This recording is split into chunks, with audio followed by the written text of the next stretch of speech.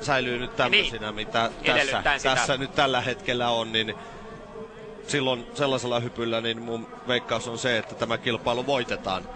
Mutta Matilla kyllä kyvyt siihen riittää, koska muistetaan, että ensimmäisellä kierroksellakaan ei ollut mikään unelmarako Matin hypyssä, vaan Matti teki ton ihan rehellisesti hyppäämällä hyvin. Oi, mitä siellä nyt sattuu? Siellä sattuu pahan näköinen kaatuminen. Nyt sattuu tämä ikävin mahdollinen paikka, mitä näissä oloissa voi hyppäjille käydä. Matsok.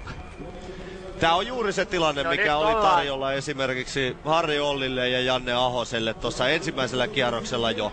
Silloin kun tulee pieni vastatuulen puuska tänne ihan alkuilmalentoon, tässä suksi nousee päin hyppääjää, se kääntyykin yhtäkkiä myötätuuleksi. Se puhaltaa sukset kokonaan hyppääjän vartalon alta pois. Tässä nuori kokematon kaveri ei pystynyt siihen reagoimaan oikeaan aikaan, vaan koko ajan hyppääjä oli vielä vartalolla painautumassa tonne suksien väliin. Siinä ei voida tehdä enää mitään.